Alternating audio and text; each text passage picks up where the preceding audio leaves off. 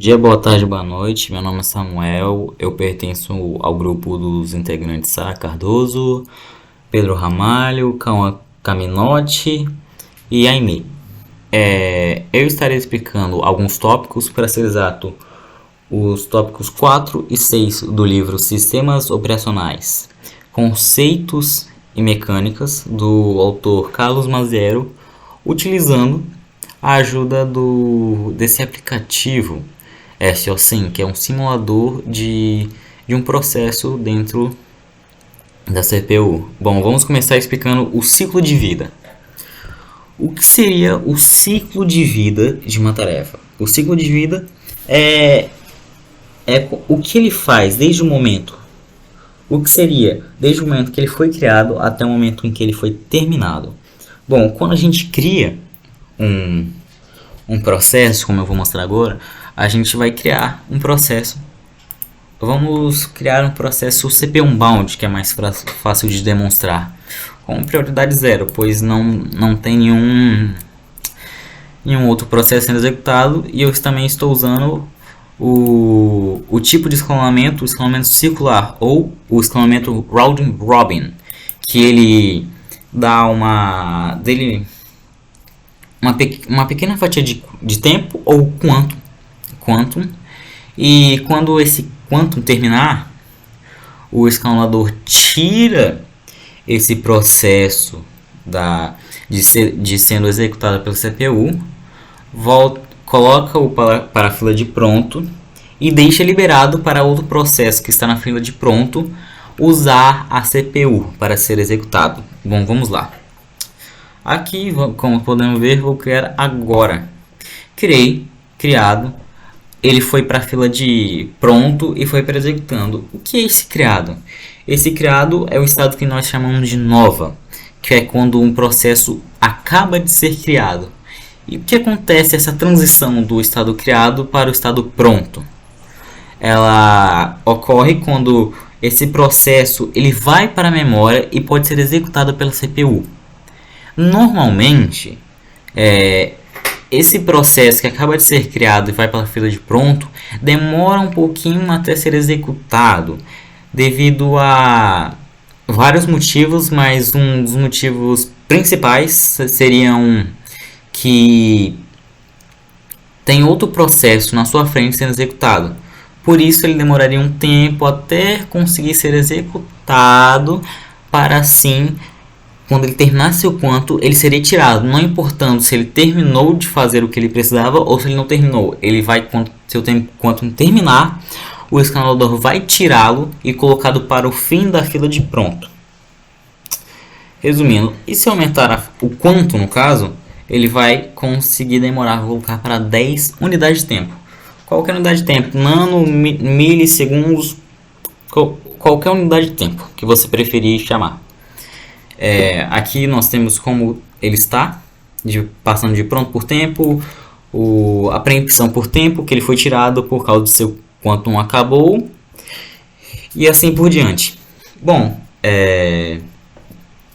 eu vou dar uma relembrada no que seria um escalador round robin.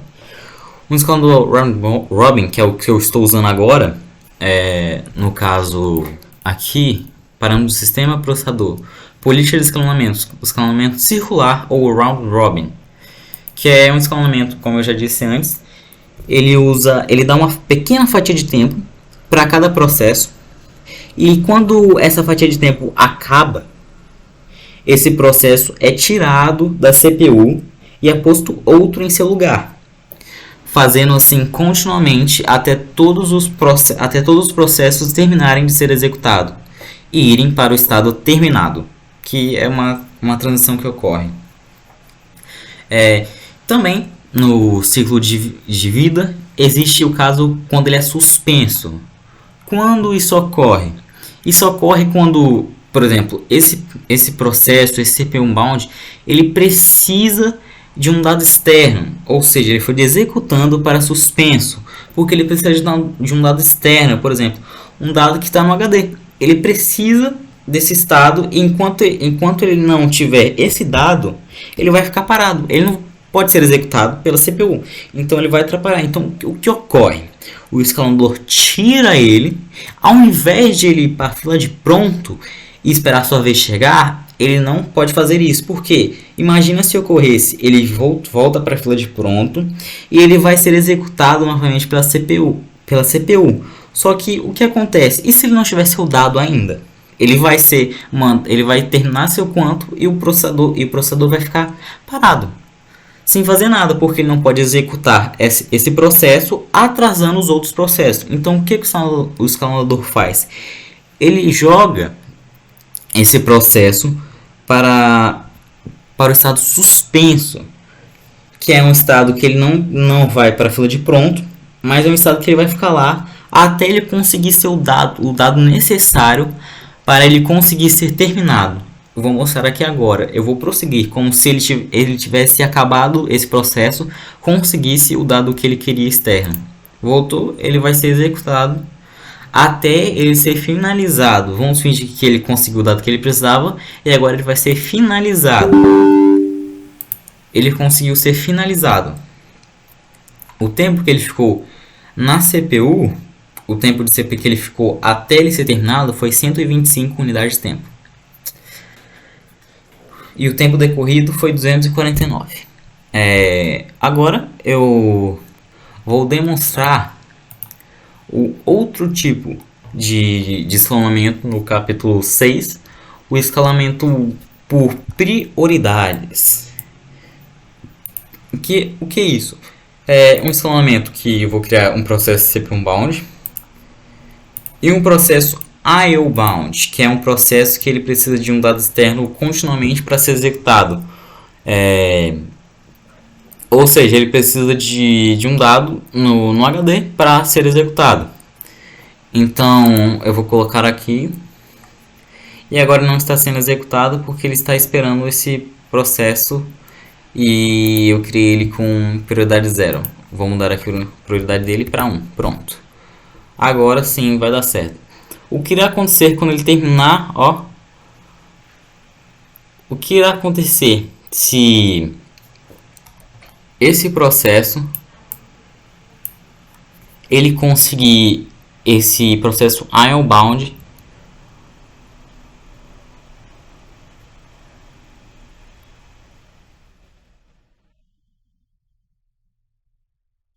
ele conseguir ir para a fila de pronto, só que ele não conseguir ser executado. Por exemplo, tem um processo, esse processo azul está sendo executado, só que esse processo preto ele precisa ser executado. Então o que ocorre? Novamente o escalador preemptivo ele faz o que? Ele tira por prioridade. Ele tira por prioridade, ou seja, esse processo está sendo executando, ele é menos importante, ele tem menos prioridade do que o processo que está na fila de pronto. Então o escalador tira o processo que está sendo executado e coloca o processo com maior prioridade no lugar. Bom, esse é o segundo tópico que eu vou falar. O primeiro foi ciclo de vida, o segundo foi o escalonamento preemptivo. Existem dois tipos de escalonamento, o escalonamento preemptivo e o não preemptivo, que nem é usado mais, porque é ineficiente. Eu posso dar uma demonstração como que ele funcionaria. O que ocorreria era o seguinte, que vamos imaginar que vou finalizar esses dois processos, finalizei. Pronto. O que aconteceria? Como se fosse, por exemplo, vamos usar o escalador round robin. Não, escalador por prioridade. Ou round robin, o que você preferir. Se um processo que tivesse mais prioridade, como isso aconteceu, esse pronto por prioridade, esse processo foi tirado executando, foi para pronto, para a fila de pronto, porque tinha esse outro processo que tinha maior prioridade do que esse. Esse é um sistema, é um escalonamento preemptivo. Ele consegue tirar a força. Um escalonamento não preemptivo aconteceria o seguinte: esse processo que tem maior prioridade, ele teria que esperar até esse processo sendo executado pela CPU, esperá-lo até terminar, até ele ir para a fila de pronto, e assim esse processo preto conseguir ser executado. Ou seja, é uma ineficiência total, que vamos supor que esse processo azul é um processo, como podemos ver, que tem menos prioridade do que esse processo preto. Aconteceria o que nesse sistema preemptivo? O escalador tiraria ele por prioridade, porque esse processo aqui tem mais prioridade do que esse. Mas no sistema não preemptivo, esse processo, o escalador não conseguiria tirar esse processo azul e por esse processo preto no lugar, porque ele não consegue tirar, simplesmente ele não consegue, mas o preemptivo consegue. Também temos aqui o escalador, como eu falei, o escalador round robin, que é o circular, que é o escalador que é a fatia de tempo, o quantum, e tem o escalonamento por prioridades, que eu acabei de demonstrar, que é o que ocorre quando esse processo aqui, se esse processo tiver mais prioridade do que esse,